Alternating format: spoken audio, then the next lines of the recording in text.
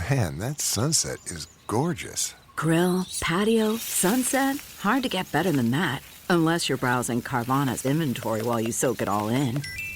Oh, burger time.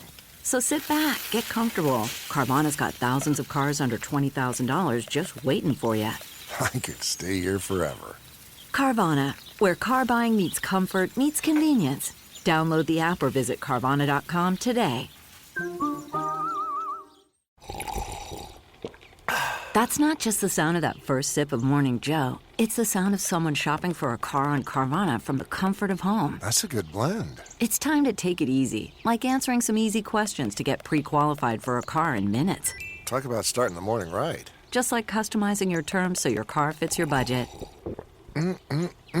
Visit Carvana.com or download the app to experience car shopping the way it should be. Convenient, comfortable. Hello, Growth Mindset listeners. Today's guest does a fantastic job of introducing himself, so I'll let him kick things off. First of all, hello everybody. I cannot see you, I cannot hear you, but I assume that you are out there. I'm very happy to be here, and the company what we are building is we're building technology to make human learning faster using artificial intelligence. And we started to use this technology first for teaching languages super fast. We believe that this technology that we are building is applicable to other fields of education as well, as we measure so many things about the learning, and we train our algorithms to understand what's happening inside your brain, and we're building algorithms which leverage this information to make you to learn faster and more effectively. Hello and welcome. I'm Sam Harris, and it is my true honour and pleasure to host you here on the Growth Mindset podcast. I talk to amazing individuals about how they achieve their dreams and break down the strategies it takes to lead explosive tech businesses to being paid to travel the world. I deep dive into topics such as Bitcoin and FinTech, or just how to get stuff done, with the goal of increasing our own collective wisdom and making us all happier, healthier and wealthier. Who doesn't want that?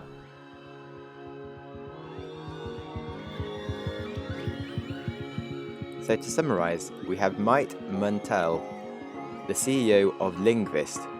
The company has been training algorithms to understand different individuals' brains and learning processes, to leverage this information to make you learn as fast as possible. So that's more than enough to convince me to listen to every word he then goes on to say, and it's turned me into a bit of an instant fanboy. I should further add that he was recommended to me by a friend and investor, Eamon Carey, who appeared on the podcast last year. I think it was episode 12 maybe. But anyway, he stated that Mait was possibly one of the best CEOs he's ever met and one of the most interesting individuals. And after my conversation now with Mait, I am certainly inclined to agree with him and think he will too. It also turns out that Mait was part of the team at CERN that discovered the Higgs Boson, and as a scientist and entrepreneur myself, it was just a huge honour to talk to Mait, who is someone just wildly successful in both of these avenues and super interesting guy to talk to. Okay, can you tell me how you first had the idea? My previous career was not related to languages at all. I was a nuclear physicist at the Center of European Nuclear Research. It's a huge scientific laboratory on the border of Switzerland and France. Maybe some people have heard about it, CERN. And some years ago, there was one of the biggest discoveries in this century, or at least decade, when we discovered the Higgs Boson. And I was lucky to be the member of the discovery team at the time. When having this discovery, I started to think whether we could use the same kind of technology for teaching people faster, because essentially we were teaching computers how to find unknown particles. And I thought that we're using some really cool algorithms, and I was just curious, if I would apply those algorithms on my own learning, how quickly I would learn. And then I built for myself a software to learn French really quick, and using this CERN software and algorithms. And I did it as a hobby, but then the hobby went out of the control, and at some point I realized that actually I'm building a company now. And then I had to quit my job as a scientist and start being chief executive officer of Yeah. Lingvist. That's a big change. Yeah. So, that must have been a real, complete wide right turn. Were you slightly unhappy doing science at that point, or was it just new and you felt that you could dedicate to doing it? Yeah, if I look back, then probably I was a little bit unhappy sometimes because I thought that I'm not so great scientist. I knew that if I had learned more and if I had been more hardworking, then I would have been much better scientist. And there are moments in your life where you have been expecting, you have been trying to achieve a big goal, and after achieving this big goal, like discovery of the Higgs Boson, you feel like empty. That what's next? What's now? Because and it was probably some slightly unconscious decision because I was not intending to leave science. It was just a side hobby project. But when I had to make this decision whether to proceed with this path, then I was thinking about one of my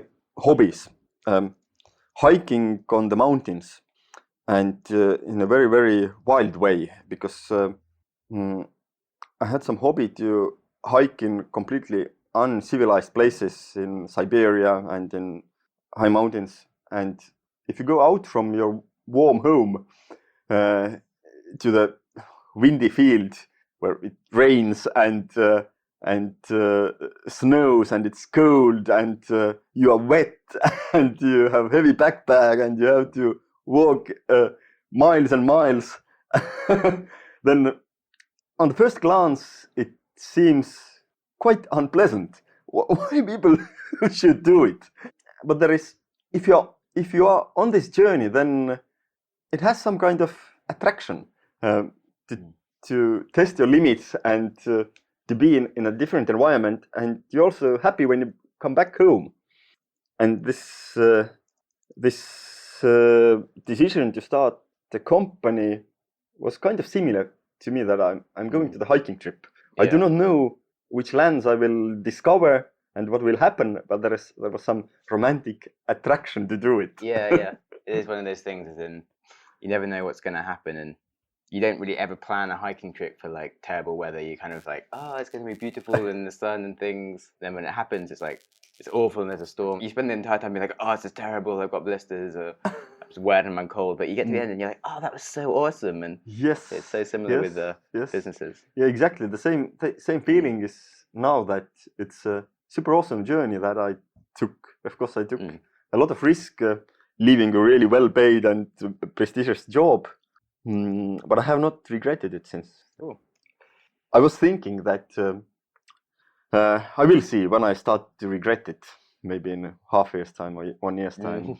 But I guess that I have not regretted it now, then I will never regret it anymore. Yeah, that's really interesting. So what is your general role now? Because obviously you used to just be doing research and you're now CEO. What are the responsibilities of Chief Executive Officer? This is a tough question that all of the CEOs have to ask from themselves. I started to realize that I'm a CEO of the company when I was 1 year in, that, okay, I am the CEO. And then I started to think that, okay, what the CEO has to do, because I had never had any experience working in a proper company, because I had been a scientist for whole of my life. I read some books and I have defined this role for myself as it has 3 key things that CEO has to do. Thing number 1 is my responsibility is to keep company funded so that we have enough money to weather the storms. Finally, the company is bringing in revenue so that the shareholders are happy. We're doing it in such a way that we make our customers happy as well. But the number 1 thing is to keep company funded. The second thing is to make sure that right butts are on the right seats. And the third thing is keeping the vision. This is the most complicated thing, because you can ask, what does it mean, keeping the vision? You probably do not understand it before you have lost the vision or you have done a bad job doing it.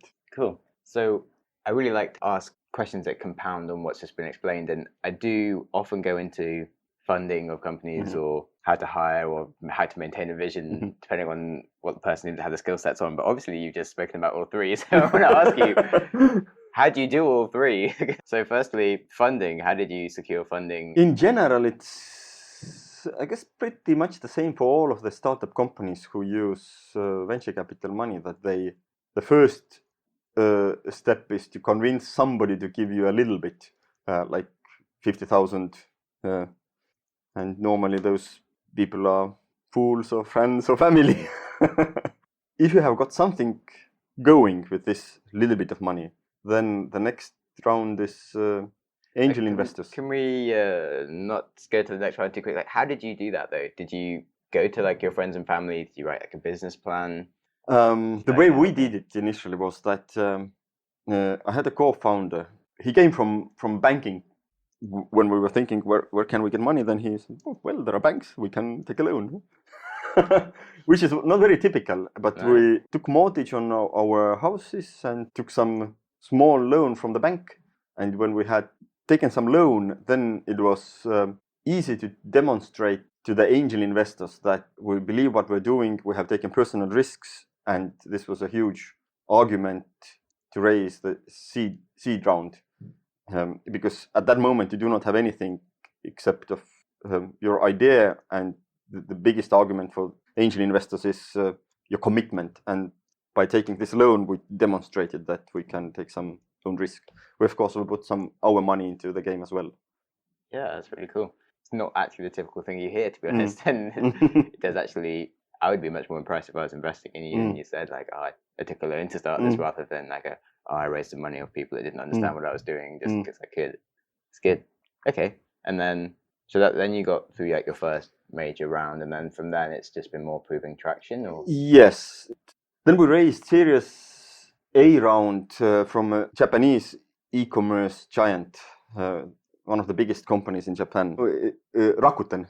Yeah, if you're a football fan, then you've maybe seen Messi playing with the Rakuten logo. Cool. Well, congratulations.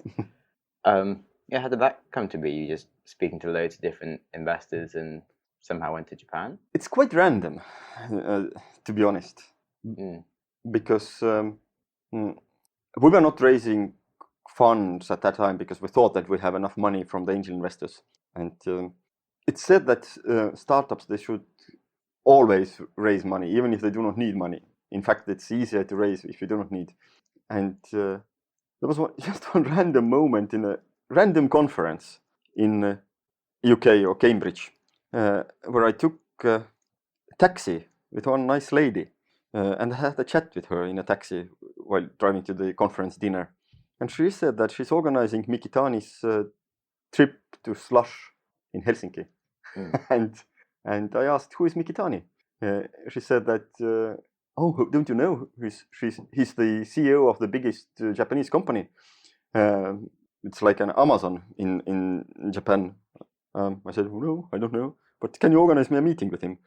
And she said, yeah, maybe I can. And then it turned out that she organized a meeting. Unfortunately, I couldn't go to this meeting.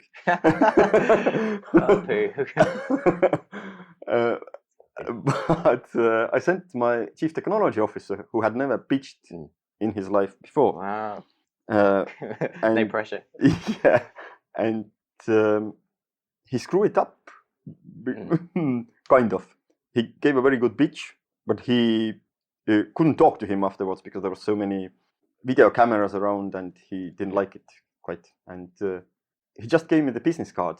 And I just sent a cold email a couple of months later that, by the way, I'm coming to Tokyo. We didn't have a chance to meet in Helsinki. Can we have a meeting? And yeah, they answered, yeah, why not? Wow. And then I made my plan to go to Japan, because actually when I sent an email, I had no plan to go there. But it somehow went very well. I met many other companies in Japan. And then basically in this meeting, he said that I want to invest. And we took it from there. That's amazing. It's funny to look back at things and they seem kind of inevitable, but at the time it must have been like some tiny like random possible chance, but I'll just give it a go anyway. Yeah. And like, you're probably doing like a million things just like it, but one of them just happens. Exactly. So this is the lesson, that some tiny things may actually turn out to be quite big things. Yeah. And you never know. Definitely. Cool. That's also like one of the reasons why you should just be nice to everyone, because you never know who you're being nice to, and exactly sometimes things come back. Yes, exactly. I'm sure you could have like taken a cab by yourself and not offered to share or something. And who knows, you'd be sat here like broke and no money. Or you may have found something else. But so yeah, number 2, how do you go around hiring and firing people? We have been extremely lucky hiring really, really great people. And I do not really know how has it happened. Sometimes it's like a miracle. Yeah. The story is that in the early days we were looking for chief technology officer, and it's the most crucial role in technology business, because especially if you're building a complicated product which has to scale to millions of people and has complicated machine learning architecture, then you need a really, really good chief technology officer, because the early days are very important. If you do not build a good foundation, then you cannot build a skyscraper on it. And our chairman, or at that moment, he was just an investor. But he was the technical co-founder of Skype, and I asked him whether he knows somebody who he could recommend. And he said that, yes, I could recommend you one really good guy who was my boss at Skype. He was the leader of Skype core technology team. And the technical co-founders convinced him to join Skype for a year because he had already his own business. And they have later said that when he joined Skype, then actually Skype took off because he was so good. Wow. And now when Skype was successful, it was sold to eBay and Microsoft, and he was still working at Skype. And all of these Skype technical co-founders, they had made a lot of money. They had became investors, building other great companies. Jaan Tallinn,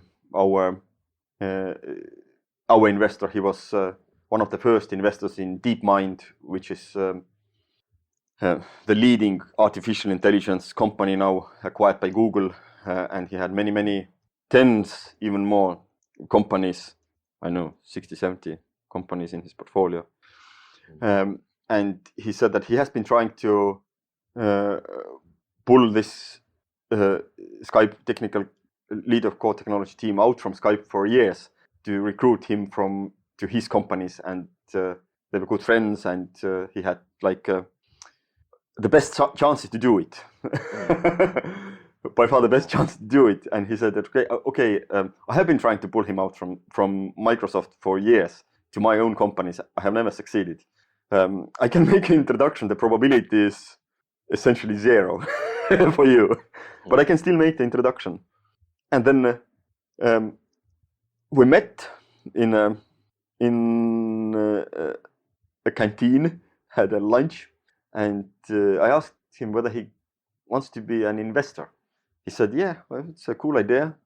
I like what you're doing. It's important to make people to learn better, because he was also very committed on learning. And then at some point we proposed him to advise us as an investor.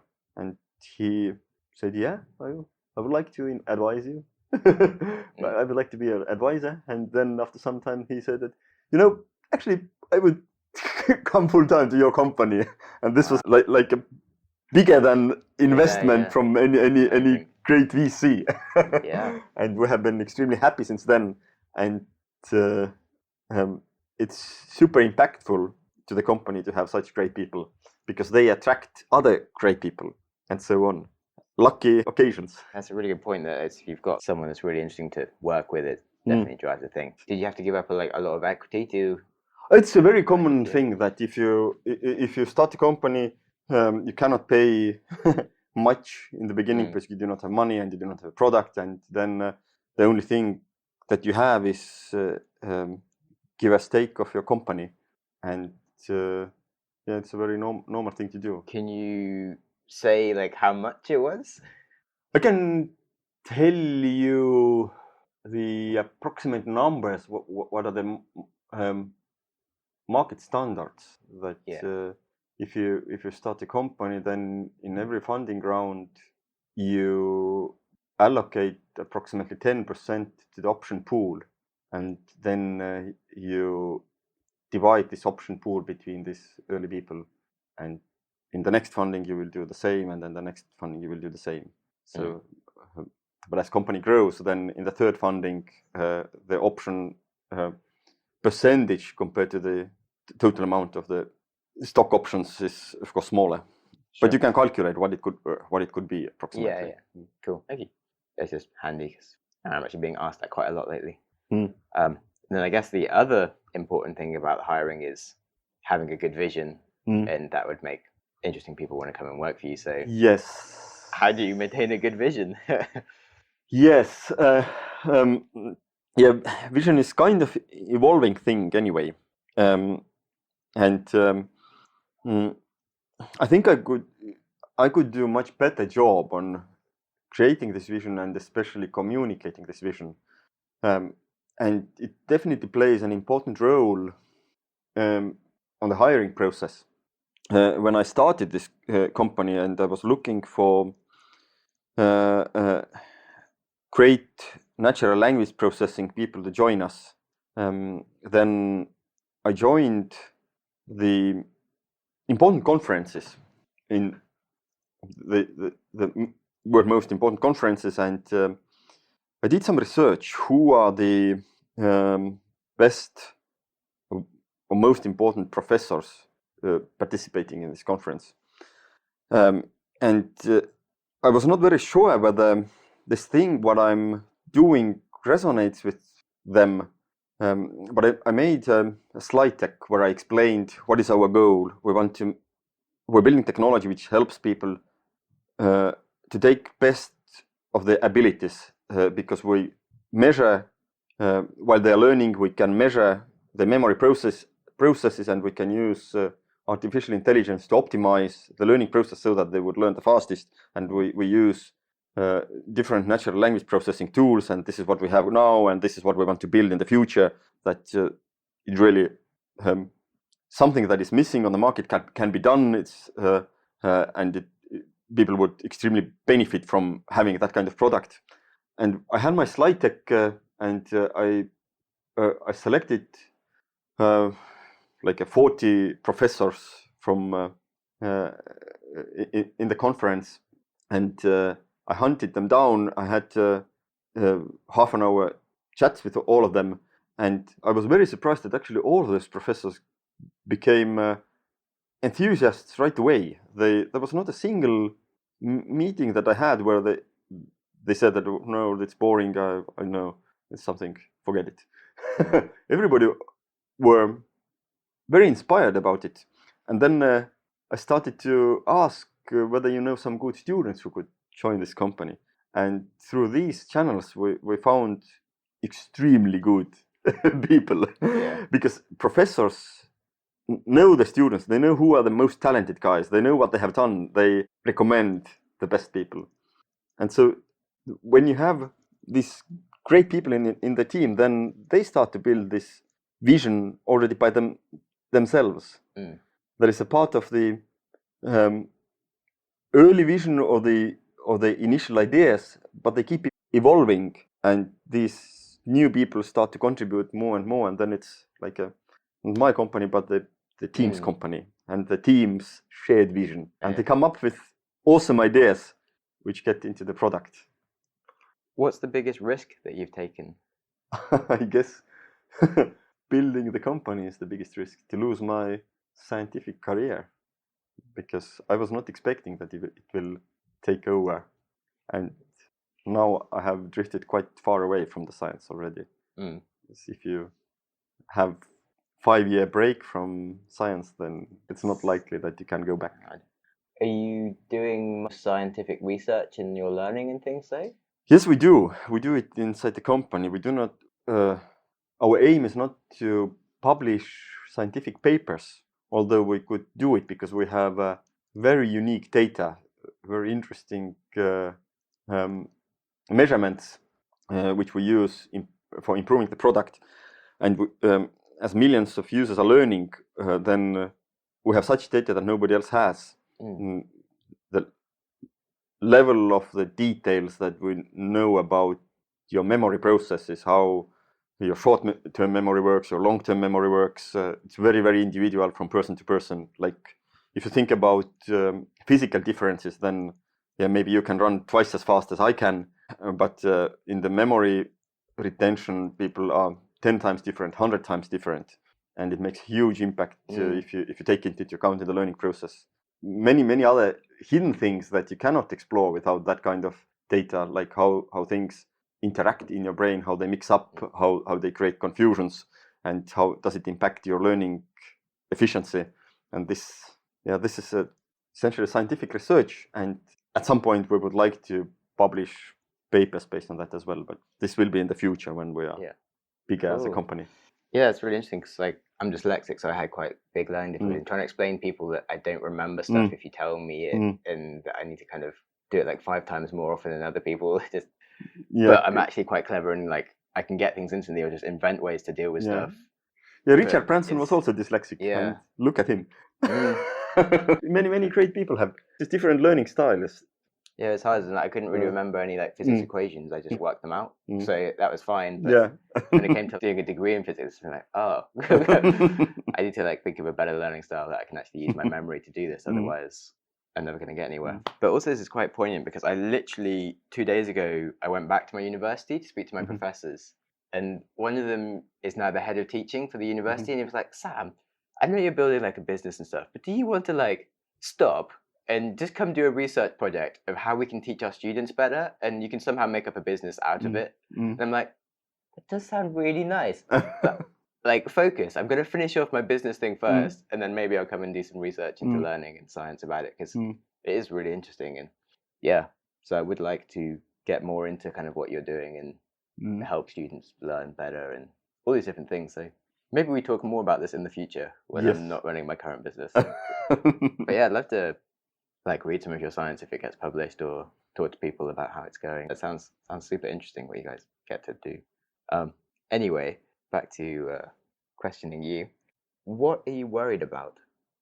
Nothing. I'm not worried about anything. I just had a vacation, longest vacation that I have had in my journey of building the company, and currently I'm not worried about anything. I have some challenges and some things that I have to solve, but I'm confident that I can solve them, so I'm not worried. Okay. What about less in the immediate future? Like, are you worried about AI or global warming or anything like that? Yeah, this is a bit broader question. There are reasons to worry about many things. In the practical life, better to worry about those things that you can actually change and make difference where you can make a difference. But in the bigger picture, yes, this development which are happening with artificial intelligence and aligning the motivation of artificial intelligence with our motivation is quite important. Being environmentally friendly is equally important to me as well.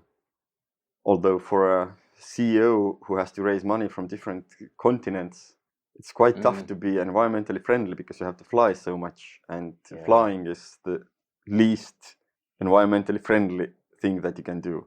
But yeah, like you say, it's not that helpful to worry about things that aren't changing or that you're not going to have an impact on, and yes, you can kind of live your life and be happier. And you have to worry about those things that you can actually change and make an impact. And in certain ways, definitely all of us can make a difference in the environmental questions. But yeah, there's something around like the mindset of it as well, as in it can kind of ruin your day if you let it worry you too much or stuff. Like I used to get really pissed off whenever anyone would boil a kettle and it was full, because I'm like, oh my god, the laws of physics. I mean, you take time filling up the kettle like 5 times just filling up to waste the time when you only need 1 cup of tea, and then it's going to take 6 times as longer because it's also like getting colder the whole time it's warming up. And it's just like, oh Jesus, and I just boil up with rage. Like I had to stop myself from shouting at someone, and then you're like, well, actually, there's like 7 billion people on the planet. Like maybe 10% of them are all doing this. I'm not getting angry at every single one of them doing it. Like I'm only getting angry at the one person in my kitchen doing it. So why am I letting it ruin my day? As in, I can be nice to this person, and I can maybe educate them how to like not ruin the planet a little bit more and save some of their time, and I can actually just be happy and not be like, oh god, the whole time.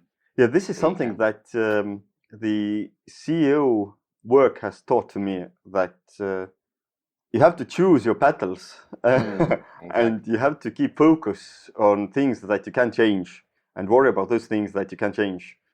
Because if you try to worry about everything and try to do everything, then you will not do anything and you will not make an impact in the positive side. Yeah, it's a really big lesson. It's kind of a hard one to grasp until you sort of suddenly realize you're doing it and you're like, yeah, shit. Messing so much stuff up. Cool. Is there any one quality that you'd like to improve at? Oh yeah, more than one. Maybe the top two. The biggest quality is communication skills, for sure, because those things are crucial for the leader of the company. And being a scientist, I do not know whether I didn't think about it that much or it was not that much a concern, but building a team and company, this communication skills are definitely one of my bottlenecks that I have to improve. It's hard to realize that you're bad at communicating often because of you say stuff and it makes sense to you. And other people translate it to completely different message. Yeah. It's good that you at least notice these things and hopefully it's getting better. Yeah, so you said you're taking coaching. Yes. Is that working on your communication skills? What is the coaching for? Yes, many of those coaching sessions that I have had have been related to communication, because I guess this is one of my weakest part and most crucial part to build a team. This is quite common that company leaders have coaches who help them to think through the challenges that they have and be a good sounding board. It just helps to do the job better. Did you learn that you needed a coach quite quickly, or did someone just give you a coach and you realized it was really useful, or did you come up to a point where you're like, crap, I don't know what I'm doing? In the really early stages of the company, you don't think about it. But when some things are in place, you have learned how to operate, you see where are your shortcomings, then you want to improve them. And reading many books, I realized that many great people have had coaches, like Steve Jobs and all of them, basically. If great CEOs have coaches, why shouldn't I have a coach? So I found myself one, and it has made difference working together with a coach.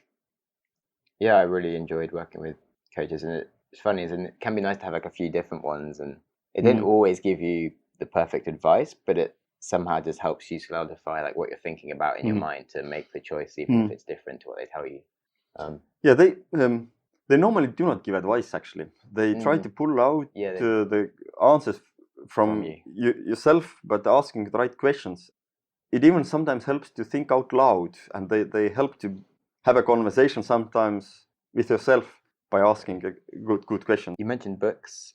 What were the best books? So when you first spoke about starting the business, you said you read a few books that got you going, and then you've read many books since. What were your favorite books? There are many favorite books. I like the books written by, what is this Italian guy? Patrick Lencioni. He has a bunch of books, one better than another. They're like novels, stories, and all of them have really clear message. Death by Meeting, 5 Dysfunctions of the Team, Advantage, books like that, really worth reading.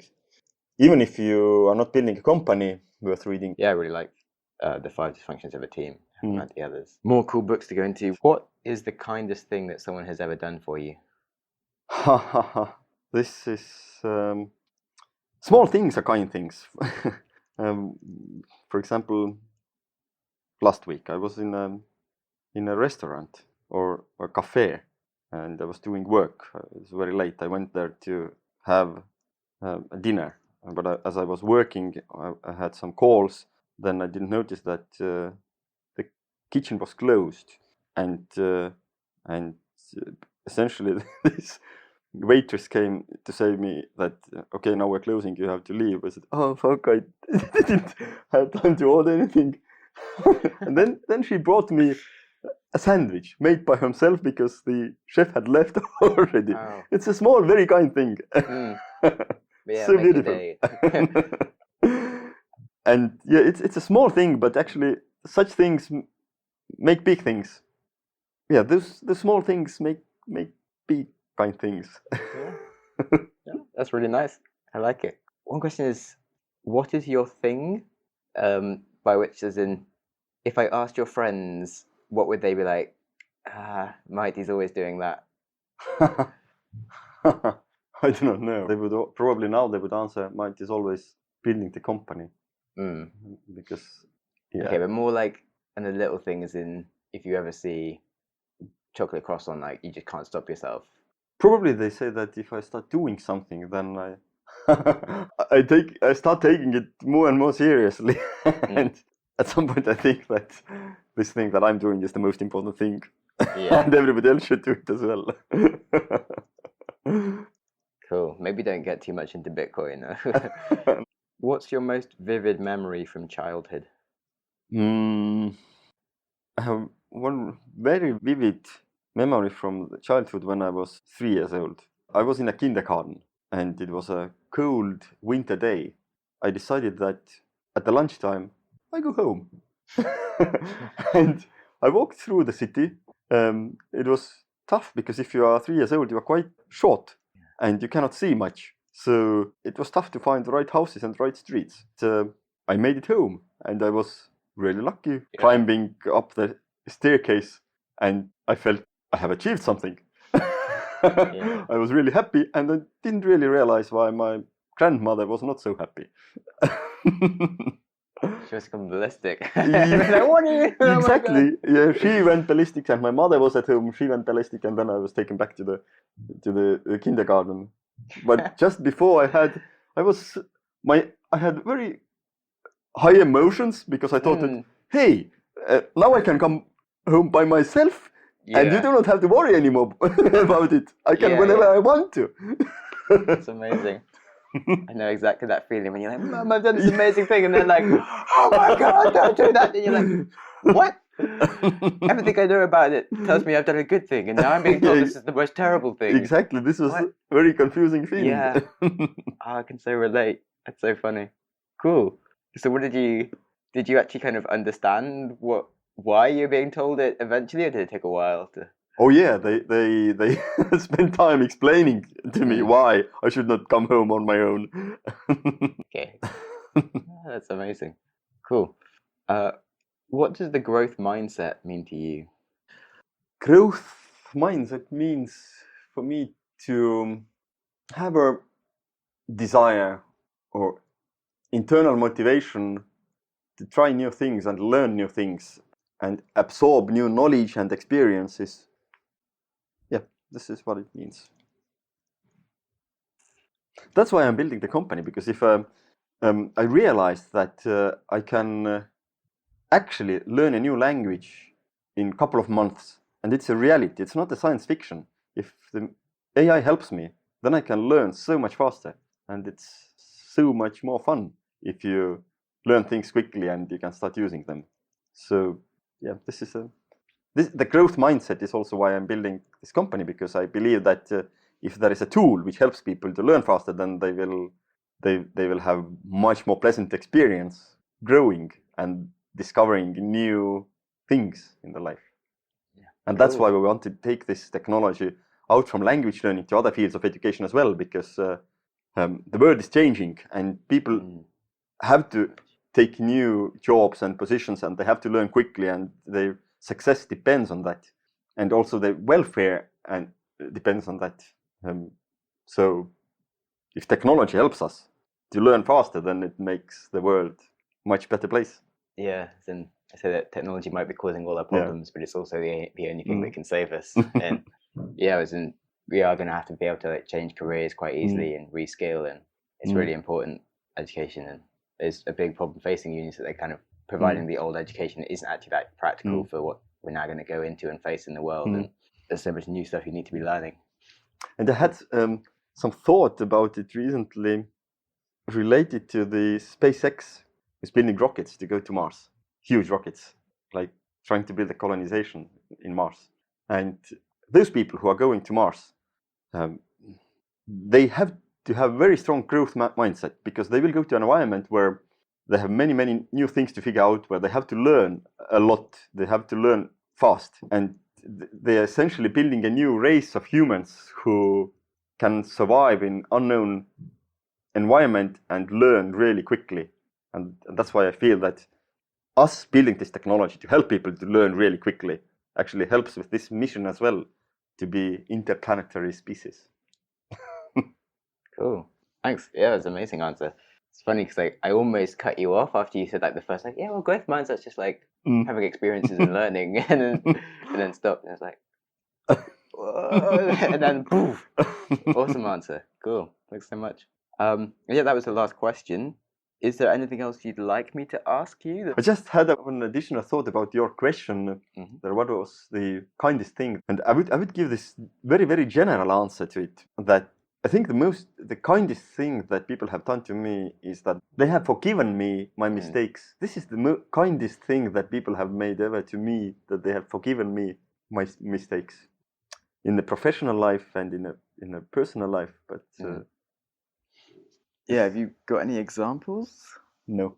Okay. But I guess everybody can think about their own examples and think about things where they have done some kind things like that. So it does make a big difference, especially when someone makes a mistake when you first meet them, to just assume that they're a bit stupid or can't do something, and to then realize that they can get it's better. It's also related to this growth mindset that if you want to grow, you will make mistakes. And sometimes these mistakes are bad mistakes. And if people forgive them to you, then it helps you to grow and learn from those mistakes. Yeah, so much. It's a great example of some engineer for a business who somehow lost £1 million because he pressed the wrong button or something, and they're like, "Oh, you're gonna fire this guy for messing up?" And the guy was like, "I just spent £1 million teaching him to press the right button." No, he's not getting fired. So that's a wrap. We had to run out of the podcast room and kind of rush the last few questions as there was a booking coming in afterwards. But I'm so glad for everything that we did record. Mait's just such an intelligent and funny guy, and he's just so honest. To be fair, I probably did have to edit out about 20 minutes of just Mait laughing from the podcast to get it down to the actual sort of 40-minute time that I was aiming for. But I have to say, his humour was just really infectious, and I felt so happy after meeting him. He tells really good stories, and I hope one day that he writes a book and reads it out as something I can download, because I think I could just listen to him speaking endlessly, and I'd just be really happy. Anyway, I'll stop being so enamored and just break down my top tips for you. Number 1, focus. Mait says that when he's trying to do something, it ends up taking up his full focus, and he really thinks that's the most important thing. And it's a really good trait to really focus on the thing you're trying to achieve and not get interrupted by other things. And he also talks about the fact that you should only focus on what you can change. So you shouldn't waste time worrying about things that you can't change and are sort of inevitable, and just only use your time effectively rather than wasting it on things that you're not going to make a difference on. 2. Show dedication. So Mait took a loan to fund the company initially, which showed that he was really keen to make it happen, a great personal risk to himself. This helped prove to investors that he really was committed and dedicated to making the business a success, and that was the important part that helped him to go on to raise more fundraising. So if you can do anything to prove that you're really committed, I think that's really important. 3. Enjoy the ride. Mait's story about hiking and the pains that you go through to get to the end, but it ends up really delivering a satisfying feeling that you really enjoy. I found that really poignant and accurate. And I think when you realize that, you can enjoy the ride a lot more as well, because when you're aware that your problems are just moments that you'll overcome and you'll look back at with fondness, then you can actually appreciate that moment as it's happening and enjoy it more itself, rather than letting it get you down. I still can't get over how much I loved some of his other answers to kindness and his first memory. And the first memory question is one of my favourite questions to ask people, although half the time the guests, they'll often just draw a blank, and this is why you won't always hear an answer to that on the podcast. But I do always ask it, because occasionally I get these magic moments like just now with Mike, which makes it totally worth the awkward moments that I go through, which you'll never actually hear on the podcast.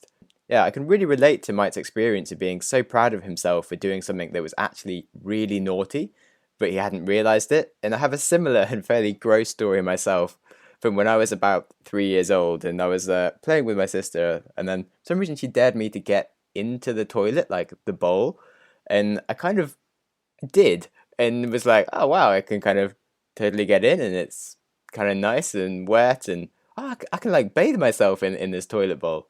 This is so easy. Like, no, my mum never needs to run a bath, and like, I'm washing myself. And I was literally there like spooning water like onto my head and like covering myself in water that was from the toilet, and standing in it and stuff. And then my sister knows that I'm being an idiot, which I don't, and is like, oh, I'll go tell mum how clever you are, like washing yourself in the toilet. And then she comes back with my mum, who's like, what? Why is Sam in the toilet? And then she looks at me and sees me and goes, Sam, get out of the toilet! What are you doing? And I'm like, what? I think I'm doing a good thing. And then my mum starts running a bath to wash me, and I'm like, Mum, I've just bathed myself. I don't need another bath. I've got this sorted. She's like, never do that again. Never do that. And I'm like, oh, I've done a bad thing now. So anyway, that's a story about me being slightly stupid as a child. Yeah, maybe a bit gross, but obviously I've now learned and don't wash myself in the toilet, and I didn't die from anything, so this is good. Anyway, moving on to books. Mait recommends Patrick Leconcini, who I can also recommend myself. He does a really great job of making like business parables, so entire books that are just stories of fictitious events, but they're very realistic, and he breaks them down into what we can really learn and take away so you can be a better communicator and team player and leader, I guess. And they're just a really nice balance of storytelling along with the processes of what you should be applying and when. So yeah, that's it for the podcast. If you want to find out more about Lingvist, then download the app, because Mike's a nice guy and it'd be good to help him, and maybe you help yourself and learn languages a lot faster now for free. And yeah, if you're interested in the science of learning, or you had a similar mind-changing experience as a child, then do let me know. I'd love to chat to you. Otherwise, enjoy the rest of the week, stay tuned for next week, and some more mind-expanding conversations. You've listened to an episode of the Growth Mindset podcast. If you enjoyed the show, please subscribe on your preferred app and give me a good rating. If you are unable to give good feedback right now, try sharing the show with a friend who will, or just wait for the show to improve.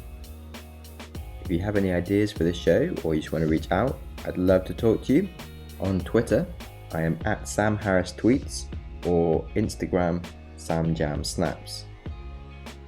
Show notes, along with links to everything that we discuss, are available at growthmindsetpodcast.com, along with information on how to get involved and blog posts on cool things that you should be aware of. Thanks so much for listening, and I hope you enjoy your next podcast. Okay, can you say something? Like, Hello. What did you have for breakfast? I had a breakfast, one omelette, and this omelette is currently somewhere in my somewhere inside my nose. Yeah, that's not good. Yeah, Which somehow dissipated. Well, I guess I'm fine. Sometimes when you talk and eat and at the same time very aggressively, then it's channeled to the wrong channel. it's the worst when like someone makes you laugh and you're like drinking a hot chocolate or something, and it just like comes out your nose back into your cup, and you're like, oh, I was drinking that, and it just makes you laugh harder.